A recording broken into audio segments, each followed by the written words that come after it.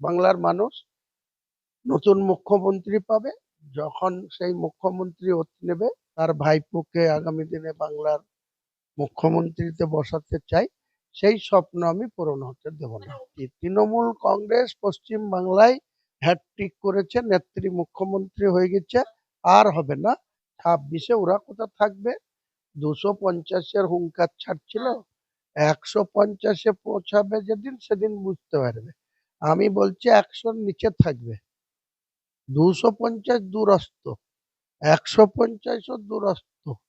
100-র নিচে থাকবে তৃণমূল কংগ্রেস এবং থার্ড পজিশনে যাবে, যেটা দামামা বলা হয় বাংলায়, দামামা বাজানো। প্যারাশুটে নেমে দিদির, তার পিসির দৌলতে যারা তিনবারের সাংসদ হয়েছে, তাদের পরিবারের জন্য ফুলে ফেঁপে ঢোল হয়ে গেছে। আমি কথাবার্তা ঠিক বলিনি, তার জন্য আমি পাবলিকের কাছে ক্ষমা চেয়ে নিচ্ছি। আবার দরকার হলে ক্ষমা চেয়ে নেব। কিন্তু ওনারা তো লাগাতার বলে যাচ্ছে, মসজিদ করার জন্য যদি একটা মুসলমানকে গদ্দার বলে, সেই মুসলমান সমাজের মানুষ এদেরকে সমুচিত জবাব দেবে। কংগ্রেস যদি আসে, সিপিএম যদি আসে, আইএসএফ আসে, আপনি কতদিন পর্যন্ত দেখবেন ওদের জন্য? না জিততে, গোল না করতে পারলে জিততে পারবে না। তাহলে যত ভালোই ফুটবল খেলুক, তার কোনো নাই। 28-30টা আসনে লড়াই করে একটি আসন নওশাদ সিদ্দিকী ভাঙড় থেকে নির্বাচিত হয়েছে। জনতা উন্নয়ন পার্টির নামে তারা আমার সঙ্গে যোগাযোগ রাখছে। হুমায়ুন কবির কার্যত আজকে রীতিমতো নওশাদের সভায় অনেকে বলেছিলেন হয়তো সেখান থেকে একটা জোটের বার্তা আসবে, কিন্তু অবশেষে হুমায়ুন কবির কি বলছেন? সত্যি কি আইএসএফ এর সাথে জোট হবে? অনেকেই জানার চেষ্টা করছিলেন। আর আজকে যেহেতু ওদের এর প্রতিষ্ঠা দিবস পালন করছে আইএসএফ, সেই জায়গা থেকে দাঁড়িয়ে হুমায়ুন কবির কি চাইছেন, কি বলতে চাইছেন? বলছে আপনাদের জোটের ব্যাপারটা। দেখুন, আজকে 21শে জানুয়ারি সেকুলার ফ্রন্ট আইএসএফ এর বার্ষিক একটা সভা হচ্ছে। কারণ তারা 2021 সালের 21শে জানুয়ারি এই সেকুলার ফ্রন্ট আইএসএফ পার্টিটা আব্বাস ভাইজান এবং তার ভাই নওশাদ ভাইজান মিলে, বা তাদের আরো কর্মকর্তাদের মিলে তারা পার্টিটা করেছে। আপনারা সব 28-30টা আসনে লড়াই করে একটি আসন নওশাদ সিদ্দিকী ভাঙড় থেকে নির্বাচিত। আজকে 2026-এ এসে সামনে যখন আবার একটা 18তম বিধানসভার নির্বাচন হতে যাচ্ছে, সেই সময় আমাদেরকে প্রত্যেকটা তৃণমূল বিরোধী এবং বিজেপি বিরোধী যে রাজনৈতিক দলগুলা বাংলায় রয়েছে, যাদের প্রায় বিধানসভাতে শূন্য, কংগ্রেস বলুন, এতদিনের পার্টি, আমরা 30 বছর কংগ্রেস করেছি। আজকে ভাবতেও খুব খারাপ লাগে যে তারা বাংলায় শূন্য। 50 বছর ধরে তারা কমে কমে তাদের ক্ষয়িষ্ণু হতে হতে আজকে শূন্যতে এসে পড়েছে। একইভাবে 34 বছরের বাম জামানা, জ্যোতিবাবু, বুদ্ধবাবু, তাদের 34.5 বছরের সরকার, তারাও আজকে এই কংগ্রেস সিপিএম জোটবদ্ধভাবে কিন্তু লড়াই করেছিল 2021-এ। তার রেজাল্ট কি, তাদের আরেকবার স্মরণ করা উচিত। আমি সিপিএম এর নেতৃত্বকেও বলবো, কংগ্রেসের নেতৃত্বদের বলবো যে আপনারা নিজেদের মধ্যে একটু অনুধাবন করুন, বা 2021-এ একবার ফেরত যান, যে আপনারা অনেক স্বপ্ন দেখেছিলেন, জোট করেছিলেন, এবং সেই জোটে আপনাদের কি সাফল্যতা এসছে, বা আপনাদের ভোট পার্সেন্টেজ কত হয়েছে। সিপিএম এর সম্মানীয় কমরেডদেরও বলবো, এবং কংগ্রেসের, ন্যাশনাল কংগ্রেসের সম্মানীয় বাংলার নেতৃবর্গদেরকেও বলবো যে আপনারা রাজনীতিতে, ফুটবল খেলায় যেমন ভালো ফুটবল খেললেও যদি গোল না করতে পারে, স্কোর না করতে পারে, তাহলে সেই খেলা না, গোল না করতে পারলে জিততে পারবে না। তাহলে যত ভালোই ফুটবল খেলুক, তার কোনো নাই। তেমনি রাজনীতিতে যদি অ্যাসেম্বলিতে নির্বাচনে অংশগ্রহণ করব, সেখানে কোনো প্রতিনিধি নির্বাচিত হবে না, এই খেলা বা এই রাজনীতির কোনো আম পাবলিকের কাছে গ্রহণযোগ্যতা থাকবে না বা কোনো থাকার প্রশ্নও আসে না। তো আমি এইটুকুই বলতে চাই, আমি 31শে জানুয়ারি শনিবার আমি রাজ্য জনতা উন্নয়ন পার্টির চেয়ারম্যান হিসাবে সামনে বিধানসভা নির্বাচনকে সামনে রেখে গোটা বাংলার দক্ষিণ 24 পরগনা, উত্তর 24 পরগনা, হাওড়া, হুগলি, 2 বর্ধমান, 2 মেদিনীপুর, এদিকে নদিয়া, মুর্শিদাবাদ, মালদা, উত্তর দিনাজপুর, দক্ষিণ দিনাজপুর, কুচবিহার, আলিপুরদুয়ার, জলপাইগুড়ি, দার্জিলিং, সমস্ত রাজ্যের মানুষের কাছে আমাদের আবেদন করেছি। মানুষ যেভাবে কুচবিহার থেকে একদম শুরু করে কাকদ্বীপ, সমস্ত মানুষ জনতা উন্নয়ন পার্টির নামে তারা আমার সঙ্গে যোগাযোগ রাখছে এবং আপামর সাধারণ মানুষ ভোট দেওয়ার জন্য বা জনতা উন্নয়ন পার্টির লক্ষ্য কি, এনারা কাকে কাকে সঙ্গে নিয়ে লড়ছেন, না খাই লড়ছেন, এ নিয়ে তাদের প্রচুর জিজ্ঞাসা। আমি তাদেরকে সবসময় বলছি যে আমার কারো সম্বন্ধে ছুতমা, কংগ্রেস যদি আসে, সিপিএম যদি আসে, আইএসএফ আছে, এটা আপনি কতদিন পর্যন্ত দেখবেন ওদের জন্য? তো আমি তো 30শে জানুয়ারি অবধি আমার দরজা খোলা। 30শে জানুয়ারির মধ্যে কেন দরজা খোলা? কারণ আপনার 2 তারিখ থেকে 20-22 তারিখ পর্যন্ত পরীক্ষা চলবে। সেই সময় কোনো জনসভা বা পাবলিকলি মাইক বেঁধে কোনো সভা হবে না। আগামী 31শে জানুয়ারি যে 10 লক্ষ মানুষের, যেটা আমার লক্ষ্য ছিল 1 ফেব্রুয়ারি সানডে, সেটা ডিফেন্সের মাঠ এনওসি না পাওয়ার জন্য আমাকে সিদ্ধান্ত নিতে হয়েছে একদিন আগিয়ে মুর্শিদাবাদের বেলডাঙ্গায় 50 বিঘে ধানের জমি তাদের এনওসি নিয়ে, প্রশাসনের অনুমতি নিয়ে, মুর্শিদাবাদ জেলার প্রশাসনের অনুমতি নিয়ে আমি 31শে জানুয়ারি বেলা 12টায় থেকে 4টা পর্যন্ত 10 লক্ষ মানুষের উপস্থিতিতে আগামী বিধানসভা নির্বাচনে, আমরা যেটা দামামা বলা হয় বাংলায়, দামামা বাজানো বা মানুষের কাছে আমাদের অবস্থানটা ক্লিয়ার করা। কে আপনার সাথে রইলো আর কে রইলো না, বা আপনি একা লড়বেন? ও তো আমি বললাম যে আমার সঙ্গে যে কেউ লড়তে পারে, যারা টিএমসি কে ক্ষমতাচ্যুত করতে চায় তারা, যদি সিপিএম, কংগ্রেস, আইএসএফ, যে কেউ যদি বলছি, আসে। একটা জিনিস এই মুহূর্তে দাঁড়িয়ে অভিষেক বন্দ্যোপাধ্যায় তো আপনাকে গদ্দার 2 বলেই দিয়েছেন যে আপনি এইসব করছেন। দেখুন, এইসব যারা প্যারাশুটে নেমে দিদির তার পিসির দৌলতে যারা 3 বারের সাংসদ, আর দলীয় পোস্ট তো পিসি যা বলবে সেটাই তো হয়। কথাই আছে তৃণমূলের মধ্যে একটাই পোস্ট, বাকি সব ল্যাম্প পোস্ট।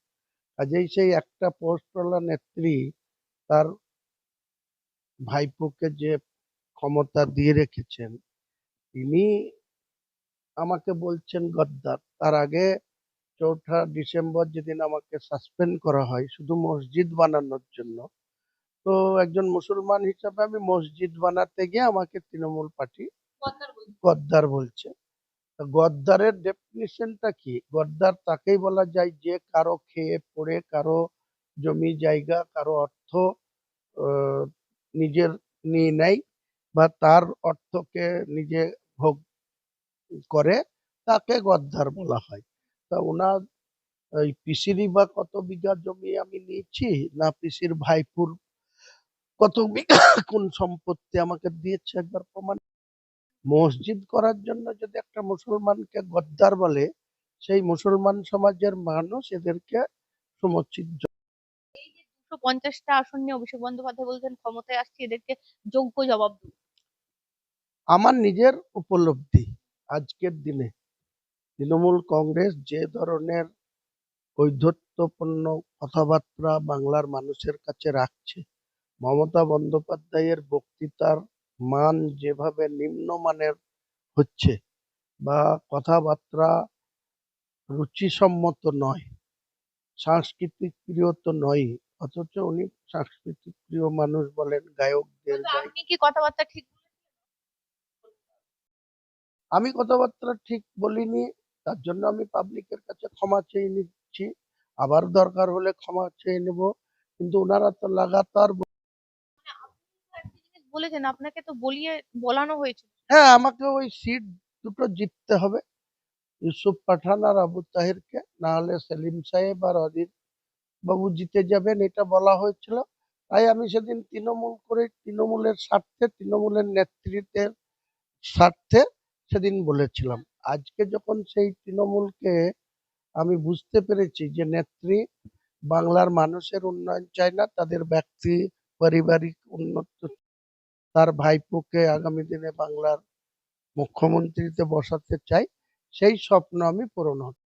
অভিষেক বন্দ্যোপাধ্যায়কে এবার মুখ্যমন্ত্রী পদে বসাতে চান মমতা বন্দ্যোপাধ্যায়। হ্যাঁ, তার টার্গেট তো তাই, যে ভোটটা করে তারপরে ওনার কাছে কিছুদিন হয়তো চালিয়ে তারপরে বসিয়ে দেবেন, কিন্তু সেটা আর হবে না, উনিই বসতে পারবেন না। গণতান্ত্রিক পার্টি মানে একদম আমরা কালকে দেখছিলাম যে বিজেপির সর্বভারতীয় সভাপতি যিনি হলেন মাত্র 45 বছর বয়স, পরিবার তো দেখতে পেলাম। বললাম তো আপনার, এরা মুখে এক কথা বলে, কাজে তার উল্টো।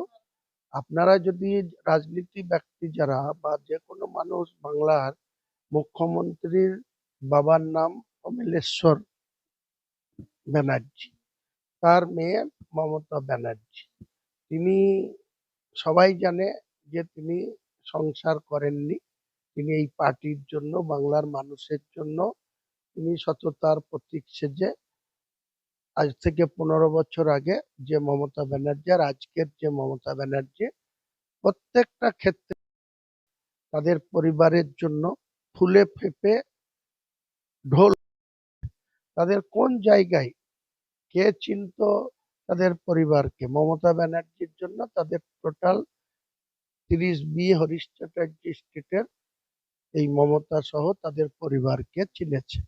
তাহলে তাদের পরিবারে কে নেই?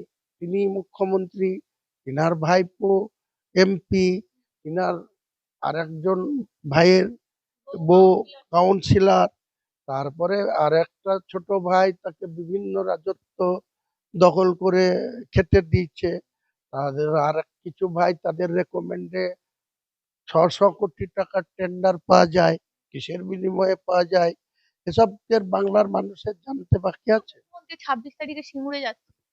যেখানে খুশি সেখানে যান, উনি শিল্প তো, শিল্প তাড়িয়েছেন সেটা সবাই জানে, রতন টাটা আজকে বেঁচে নেই, তার সাথে কি দুর্ব্যবহার করেছে তাদের ওই যে ন্যানো কারখানা, পরবর্তীকালে গুজরাটের সানন্দে চলে গিয়েছিল, আজকে সেখানেও বন্ধ হয়ে গেছে।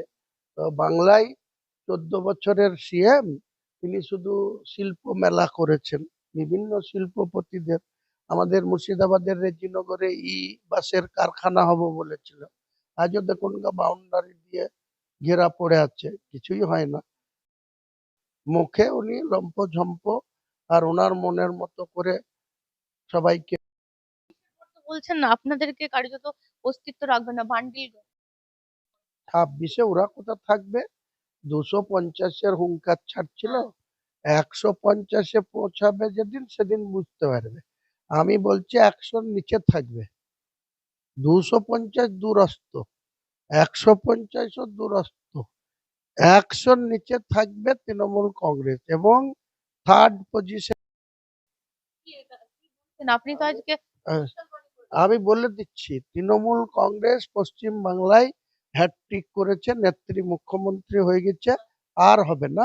এবং উনি মুখ্যমন্ত্রী যেতে গেলে যে সম্মানজনক সিটের দরকার হয়, সেই সম্মানজনক সিটের সংখ্যাতেও উনি পৌঁছাবেন না। পশ্চিমবঙ্গে এই মুহূর্তে দাঁড়িয়ে মমতা ব্যানার্জি, অভিষেক বন্দ্যোপাধ্যায় এই বছর মুখ্যমন্ত্রী হতে পারবেন না। 26-এ কোনো মতেই মমতা ব্যানার্জি বা তার ভাইপো অভিষেক ব্যানার্জি 26-এর নির্বাচনে মুখ্যমন্ত্রীর ধারে কাছে যেতে পারবে না। তাদের পশ্চিমবঙ্গ নতুন মুখ্যমন্ত্রী পাবে। নিশ্চয়ই বাংলার মানুষ নতুন মুখ্যমন্ত্রী পাবে, যখন সেই মুখ্যমন্ত্রী এনাদের কাছে আমরা একটাই আবেদন রাখবো, বাংলার মানুষের সঙ্গে যেন এই চোর বৃত্তি না করে, জুই চুরি না করে, প্রতারণা না করে, মিথ্যাচার না করে এবং ওই চাকরি বিক্রি না করে, কর্মসংস্থানের দিকে বেশি গুরুত্ব দেয় এবং ফাইল চুরি না করে এবং মিথ্যাচারের রেকর্ড করে ফেলেছে মিথ্যা কথা বলে বলে, এইসব যেন আশা কর্মীরাও তো আন্দোলন করছে একদম। করবে না কেন? তাদের উনি তো অনেক রকম বড় বড় কথা শোনান। প্রত্যেকটা ক্ষেত্রে তিনি আজকে সিভিক ভলেন্টিয়ারদের যে পরিমাণে ডিউটি করে নেয়, তাদের বেতন ক টাকা দেয়? তাদের 10,000 টাকায় কারো সংসার চলে? ওনার ভাইপোদের কিভাবে জীবনযাপন করে, ওনার পরিবারের লোকরা কিভাবে জীবনযাপন করছে? ওনাদের তো কিছু সম্পত্তি নেই নাকি? লোককে নিদান সম্পত্তি নেই। লোককে নিদান দিচ্ছেন ঘুগনির দোকান করতে, মশলা মুড়ির দোকান করতে, চা করতে। ওনাদের পরিবারের লোকদের আগে ওসব নিদান দেন না, দিয়ে চায়ের স্টল করে দেন কালীঘাটের মোড়ে, এসব করেন, দিয়ে তারপরে বলবেন মুখ্যমন্ত্রী। হুম, বললাম তো অত উপদেশ মুখ্যমন্ত্রীকে আর দিতে হবে না, অনেক হয়েছে। আগামী দিনে যখন ওই বাংলার মানুষের দ্বারা রিজেক্ট হয়ে যাবে, সেদিন উনি ওই দীঘাতে যাবেন। দীঘাতে গিয়ে যে মন্দির করেছেন জগন্নাথ ধাম, সেই ধামে গিয়ে তিনি ভালো করে অষ্টম প্রহর, হরিনাম, খোল তলোয়ার বাজানো, এসব করবেন, ভালো হবে, ভালো লাগবে। বলছি রাজ্যে মনিরুল ইসলাম হুঙ্কার দিচ্ছেন পরিবর্তন 26-এর পরেই সবকে ধরে পেটাবো। মনিরুল ইসলাম কে? ওই ফারাক্কার?